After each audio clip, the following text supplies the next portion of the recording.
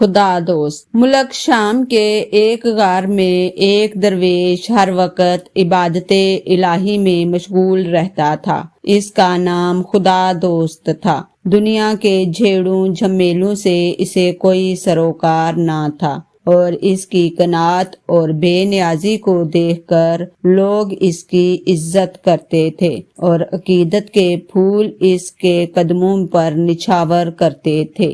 اس علاقے کا حاکم بڑا ظالم اور مردم آزار تھا، اور لوگ اس سے بڑی نفرت کرتے تھے۔ یہ حاکم بھی کبھی کبھار خدا دوست کی زیارت کے لیے جاتا تھا، لیکن وہ مرد خدا کبھی آنکھ اٹھا کر بھی اس کی طرف نہ دیکھتا تھا۔ ایک دن حاکم نے شکایتاً کہا کہ آپ اللہ کے نیک بندے ہیں، میں حاضر ہوتا ہوں، لیکن آپ نفرت سے میری طرف سے منہ موڑ لیتے ہیں۔ مانا کہ میں ملک کا بادشاہ نہیں ہوں، لیکن عزت میں کسی درویش سے تو کم نہیں ہوں۔ میں یہ نہیں کہتا کہ آپ مجھ سے کوئی امتیازی سلوک کریں، تاہم اتنی توقع ضرور رکھتا ہوں کہ آپ عام لوگوں جیسا سلوک میرے ساتھ کریں۔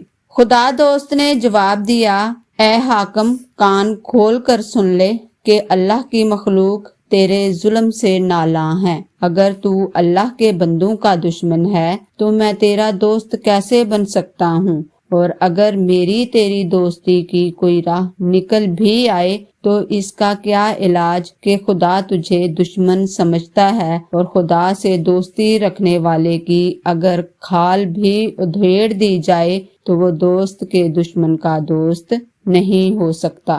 یہاں سے جا، احسان اور رحم پر کمر باندھ تاکہ خلق خدا تیرے حق میں دعا کرے۔ اے بڑے، چھوٹوں پر زور نہ دکھا، کیونکہ زمانہ ایک حالت میں نہیں رہے گا۔ میں تجھ سے کہتا ہوں کہ لوگوں کو نہ ستا، اگر تو گر پڑا تو لاچار ہو جائے گا۔